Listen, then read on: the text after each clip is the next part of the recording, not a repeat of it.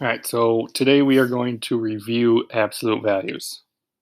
So the first thing about an absolute value, it makes any number inside positive.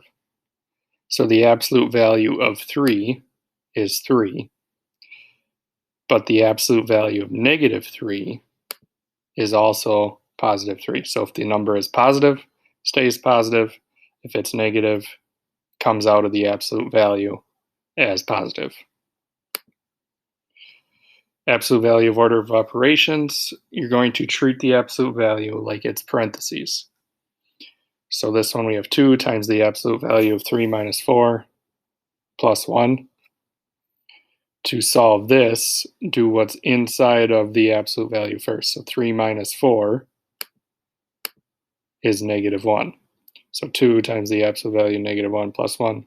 Then, once you have a single number inside the absolute value, get rid of the absolute value by making whatever number it is positive. So then we have 2 times 1, because the absolute value of negative 1 is 1, plus 1. So then we have 2 plus 1, which is 3.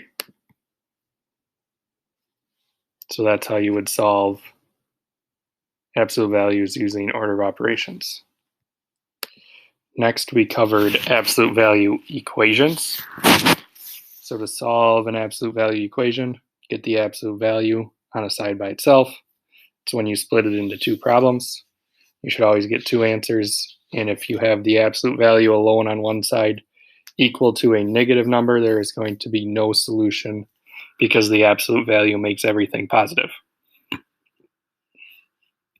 So looking at this one, we have 2 times the absolute value of 3x plus 1 minus 4 equals 4. So first step in this one would be to add 4 to both sides to get rid of it from the absolute value side. Doing that cancels out on the left. 4 plus 4 is 8. Then we want the absolute value by itself, so we divide both sides by 2. When we do that, we're left with the absolute value of 3x plus 1 equals 4, because 8 divided by 2 is 4. Now here's where we split it into two problems. The absolute value is on a side by itself, and we have a number on the other side by itself.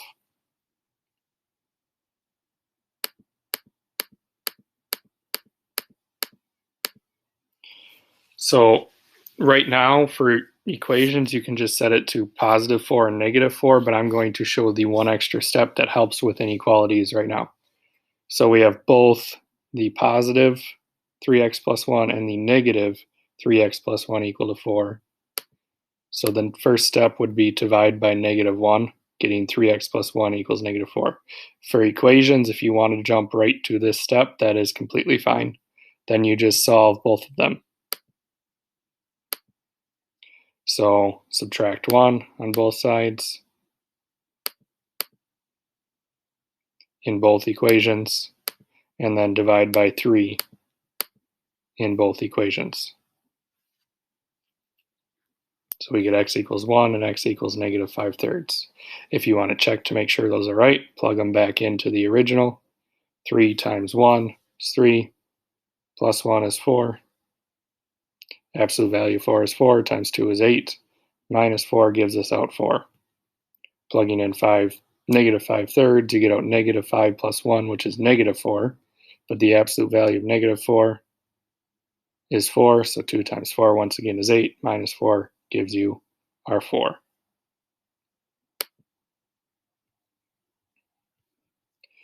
Next, we are going to solve absolute value inequalities. This, we're going to have our two kind of points of interest, and then we either have all the numbers in between those or all the numbers outside those. Less than or equal to is and greater than is equal to or. Remember, from inequalities, multiplying or dividing by a negative flips the sign, and that's the key to figuring out whether it's and or if you don't remember the little trick. So the first one, we have 3 times the absolute value of x plus 2 plus 1 is less than 10. So we know right away that it should be an and. And then the exact same thing with just a greater than, so it should be an or problem. But if you forget that, there's a way in the work that'll help us out. So first step, subtract 1 in both of them to get 3 times the absolute value of x plus 2 is less than 9 or greater than 9 in the other one. Then divide by 3 to get the absolute value of x plus 2 is less than 3 or the absolute value of x plus 2 is greater than 3. Now is where we break it into our problems. So with the first one, positive times the quantity x plus 2 is less than 3, and negative 1 times the quantity x plus 2 is less than 3.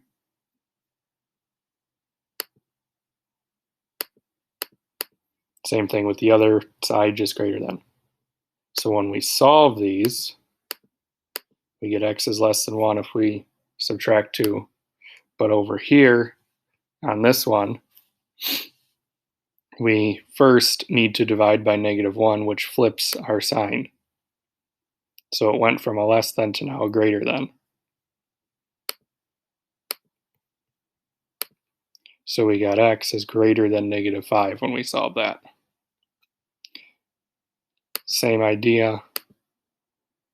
So our final answer here is x is greater than negative 5 and x is less than 1. So you can write that like that.